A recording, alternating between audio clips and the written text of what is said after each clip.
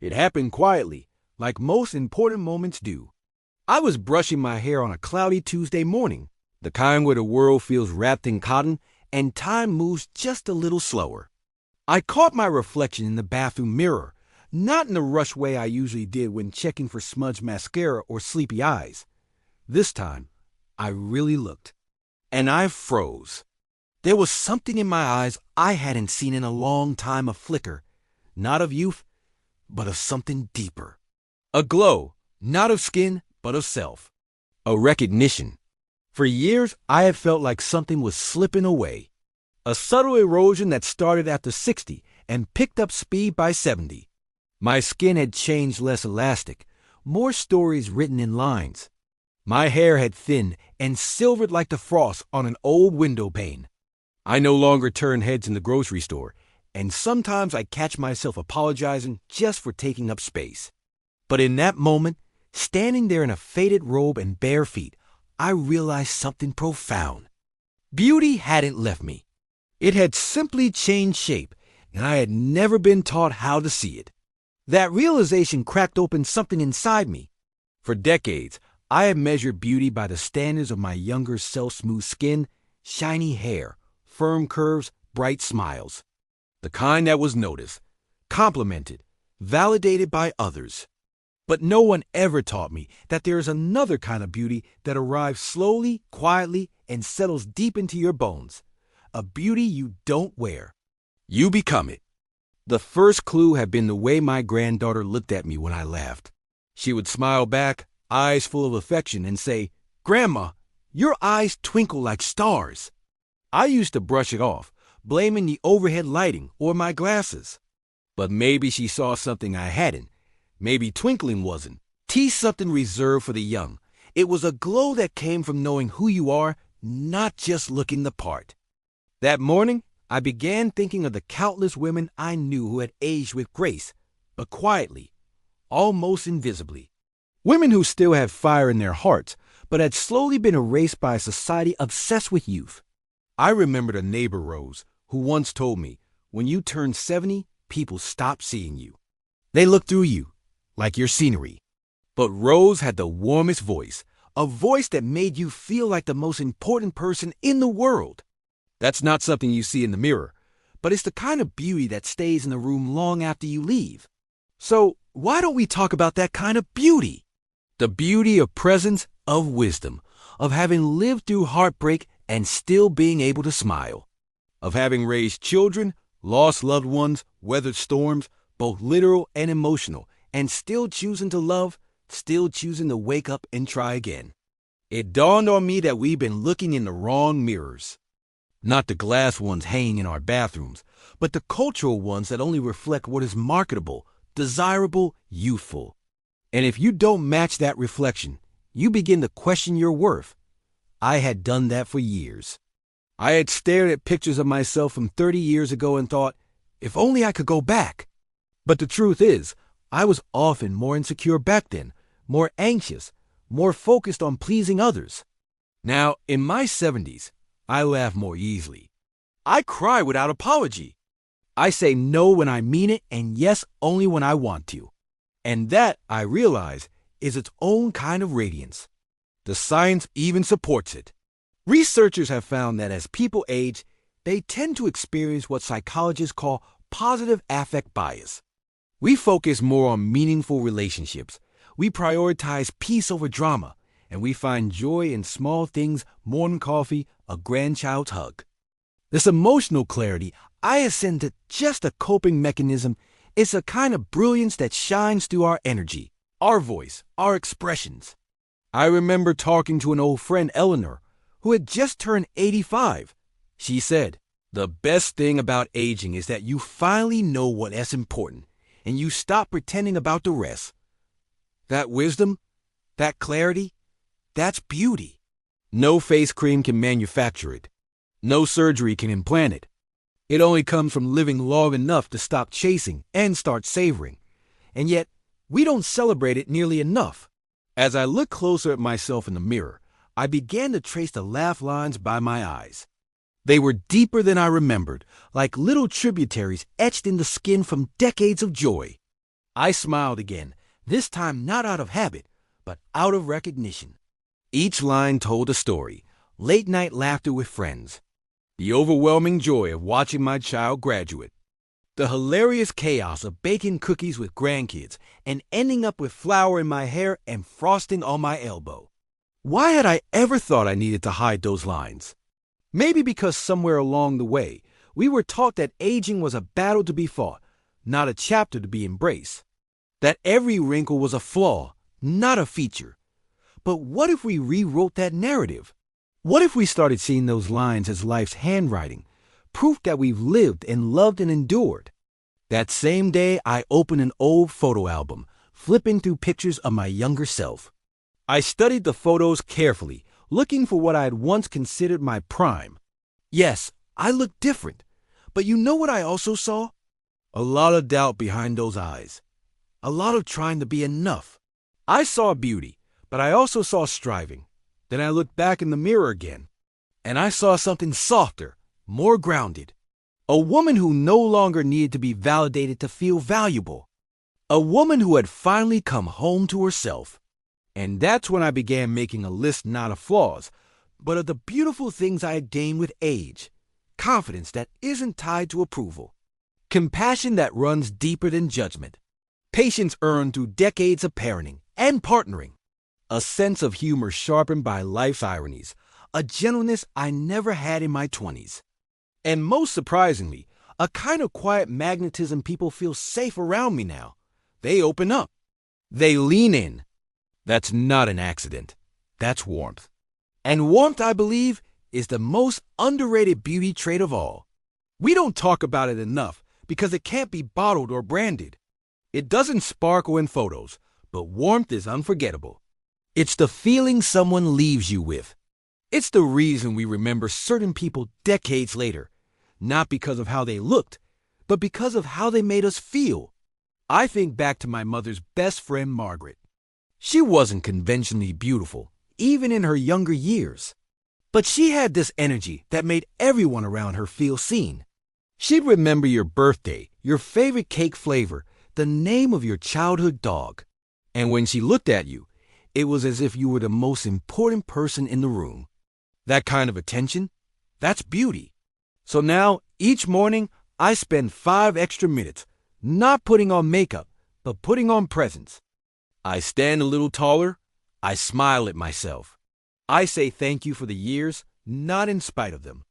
And when I walk out the door, I carry the stories in my wrinkles, the laughter in my eyes, and the warmth in my voice like my favorite accessories. This isn't about rejecting youth. It's about embracing a different kind of glow, one that comes from within. One that doesn't fade, but transforms.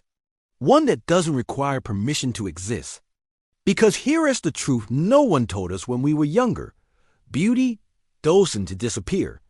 It deepens. And sometimes it takes a cloudy morning and an honest look in the mirror to finally see it. A few days after that morning of clarity, I found myself sitting in my favorite cafe, tucked in the corner by the window where the sunlight spills across the wooden table just so. I had been coming there for years, mostly for the tea and the comforting chatter of people going about their day. But that morning, I noticed something different, not in the room, but in me. There was an older woman across the cafe, maybe in her late 80s, sipping her tea with a kind of peace I could feel from a distance. Her back was straight, her eyes soft, her smile unhurried. She wasn't trying to look younger. She wasn't hiding her age. She was simply being. I watched how the barista spoke to her with a kind of reverence, not pity or impatience, but genuine kindness. And it hit me, this is what beauty looks like when it's earned. We talk so much about self-care in our younger years spa days, skincare routines, detoxes, but no one teaches us the kind of self-care that matters most after 70. It's not about appearances anymore. It's about preservation of spirit. It's about protecting your peace, setting boundaries, listening to your body when it whispers instead of waiting until it screams. And most importantly, it's about tending to your inner garden, your thoughts, your memories, your wisdom, your quiet joys. I began doing small things differently, not out of vanity, but reverence. I started moisturizing my skin not to erase wrinkles, but to thank you for holding me together all these years. I brushed my hair gently, not to look younger, but to remember that my hands, though stiffer, still moved with purpose. I chose clothes that made me feel alive, bright scarves, soft sweaters, earrings that jingled slightly when I moved. Because why not? Why fade into beige when I still felt color inside? Something remarkable started to happen when I made this shift. People responded to me differently. They smiled more. Strangers struck up conversations. Children waved. I wasn't trying to be noticed, but I was showing up more fully. And I believe people can sense when someone is comfortable in their skin.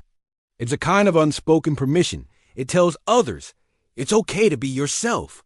That, to me, is the final frontier of beauty, authenticity. After a lifetime of roles, daughter, wife, mother, employee, caregiver, I finally felt like I was meeting the person underneath all those layers. And she was gentler than I remembered. Not softer, but wiser. Still full of dreams, though less afraid of letting go. I remember one afternoon sitting with an old friend, Miriam. We've known each other since we were 21, when we were both full of ambition and bad haircuts. Now, in our 70s, we meet over coffee and talk about everything and nothing. That day, I asked her if she ever missed being young. She thought for a long moment, then said, I miss the energy, not the confusion. What a perfect answer. Youth had its charm, but it was loud and scattered. Everything felt urgent. Every small comment from others could shake your confidence. But now, there's power in slowing down. There's freedom in not needing to compete. There is relief in no longer being everyone's cup of tea and being completely fine with that. I once heard someone say, after 70, your beauty becomes your essence. I didn't understand what that meant until I realized that your presence, your energy, your vibe, your way of listening, your ability to be still is what people remember most. No one recalls the exact shade of lipstick you wore 5 years ago. But they remember the way you made them feel after a long day. They remember your warmth, your patience, your honesty. Essence is built over decades. It's layered with mistakes and lessons, heartbreaks and healings, laughter and losses. And the best part, it gets stronger as everything else softens. There's a phrase I once read in a book that stuck with me. Some people grow old, others grow whole. That's what I want. To grow whole. To collect all the parts of myself I once dismissed: the anxious young woman, the insecure middle-aged mother, the tired caregiver, the doubting dreamer, and invite them all home. To be the kind of beautiful that doesn't just light up a room, but fills it with peace. So I started writing down things I love about myself now, not to feed my ego, but to rewire my brain. For too long, we've been trained to criticize our reflections. My arms sag, my neck looks old, my eyes have bags. But what if we turn that narrative upside down? Instead of my arms sag, how about these arms have carried generations, babies, groceries, grief, hope? Instead of my neck looks old, how about this neck has held up my head through years of resilience? Instead of my eyes have bags, how about these eyes have cried, laughed, witnessed decades of wonder? That shift doesn't happen overnight, but each time I practiced it, I felt stronger, brighter, more whole. One evening, I looked through an old journal I had kept in my 40s. It was full of pages about dieting, looking younger, hiding gray hairs. I read those entries with compassion, but also sadness. I was so focused on maintaining an image that I didn't realize how much life I was missing while doing it. Now, I care less about how I look in pictures and more about how I feel in moments. A sunset, a shared silence, a spontaneous dance in the kitchen with my grandchild. That's the stuff that fills the soul. And maybe that's the secret true beauty after 70. Isn't about turning back time. It's about being fully present in the time you're in. We must give ourselves permission to age without shame. To age with flair, with wisdom, with stories to tell. And to stop apologizing for what is natural and inevitable. Some of the most beautiful people I know have weathered life's storms with grace. They've lost spouses, buried parents, battled illnesses, faced loneliness. Yet they walk into a room with a calm smile and a kind word. That is strength. And strength, when tempered with kindness, is stunning. Let's teach the next generation that beauty isn't lost with age, it's revealed. Layer by layer, like peeling back the petals of a flower that only blooms after 70. We don't need to retreat from the mirror. We need to redefine what we see. I started a new habit recently. Every evening, before bed, I say thank you to my reflection. Not for how I look, but for how far I've come. For still being here. For still loving, still laughing, still learning. And in the morning, when I wake up with stiff knees and a bit of bedhead, I smile. Because I know now this body, this face, this life, it's not what I once wished it would be. It's better. It's real. It's mine. The day I finally accepted my beauty as it is, not as it used to be, or as someone else defines, it was the day I truly began to live again. I remember walking through the park near my house, where the cherry blossoms had just begun to bloom. The air was cool, but the sun was generous, casting a golden filter over everything. Children were playing, birds were singing, and an older woman with silver hair and slow steps felt perfectly in place. That's when it hit me. I didn't feel invisible anymore. Because I wasn't waiting for anyone else to see me. I saw myself. So much of life after 70 is about reclaiming. Reclaiming our worth, our time, our voice. For decades, we're trained to put others first: our children, our spouse, our job, our community. And while there's deep love in that kind of sacrifice, there's also a quiet erosion of self. Now is the time to gather those pieces again. I began talking to other women my age, asking them what made them feel beautiful now. One said it was her laugh louder and more frequent than it used to be. Another said it was her patience, the way she could sit in silence without needing to fill it. One woman said it was her scars. Every scar has a story, she told me, and I've earned every single one. What a shift from the world we grew up in, where beauty was something you had to chase or maintain like a fragile flower. Now, beauty feels like something you grow into, something solid, something lived in. I used to think that letting myself go meant giving up. But now I understand letting go isn't giving up. It's giving in. Giving in to what's real. Letting go of old expectations. Releasing the pressure to be anything other than exactly who I am, today in this body, with this soul. One morning, I sat with my granddaughter as she played with my hands. She traced the veins on the back of them and said, "Grandma, your hands are like a treasure map." And I smiled, because she was right. These hands have built a life, held newborns, written letters, wiped tears, cooked meals, buried loved ones, prayed, applauded, soothed. They are worn, yes, but beautifully so.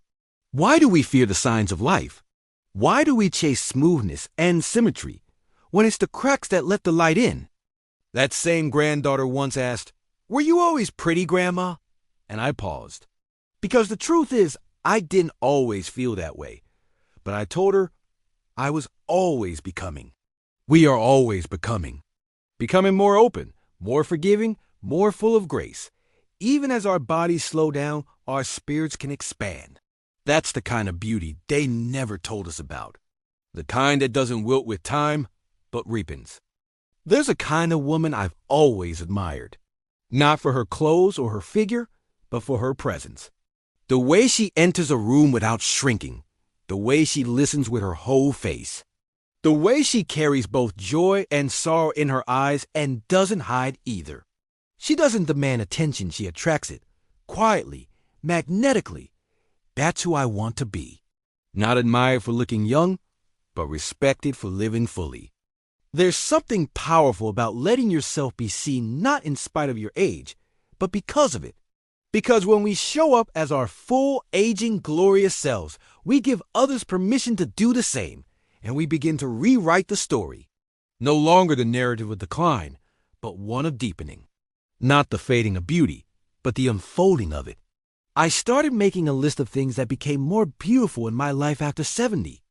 The sound of silence, the weight of a handwritten letter, the feeling of a slow dance, even if there's no music, the kind of laughter that turns into tears, the texture of old books, the softness in how I speak to myself, the courage to say no without guilt, the wisdom to say yes to things I once feared, the ability to sit with sadness without rushing to fix it, the joy of remembering something I thought I'd forgotten, the sacredness of a nap in the middle of the day, and most of all, the realization that I am enough exactly as I am. There's a kind of elegance in that acceptance, a quiet sophistication that doesn't need embellishment. I used to think beauty was something you had to hold on to tightly, like a balloon that might float away if you let go. But now I understand it's more like a fragrance. You carry it with you. You leave it behind. It lingers in your words, your gestures, your choices. Some mornings, I still have moments of doubt. The mirror isn't always kind. The joints aren't always cooperative. But I remind myself this is the reward, to still be here, to still be becoming. I've learned that the mirror is not the only place to look for beauty.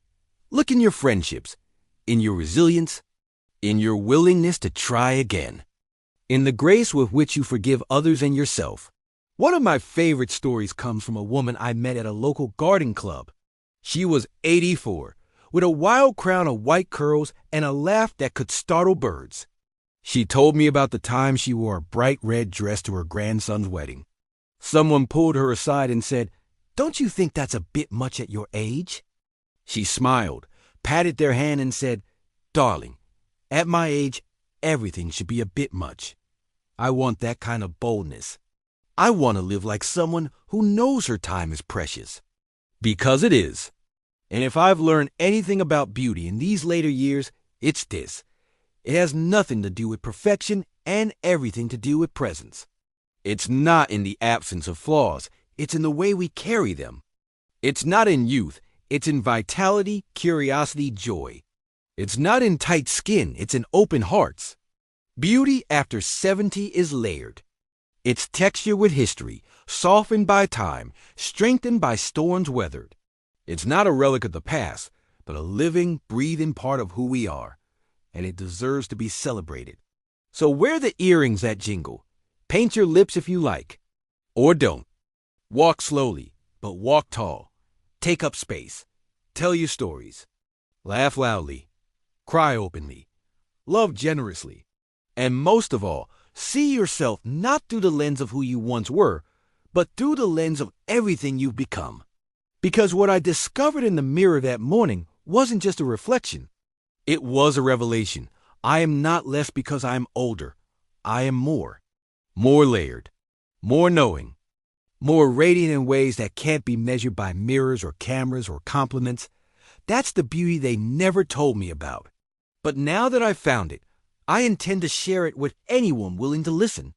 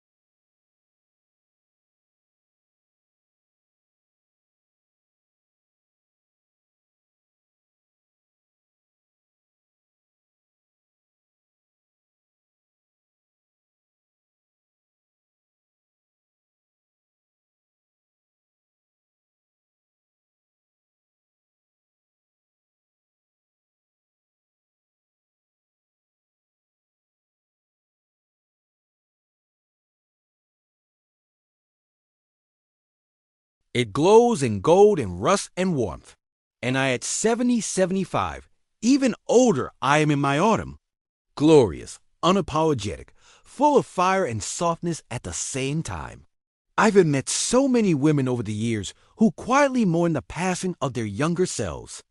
They don't say it outright, but you can see it in the way they talk about their bodies, their regrets, their longing for the past.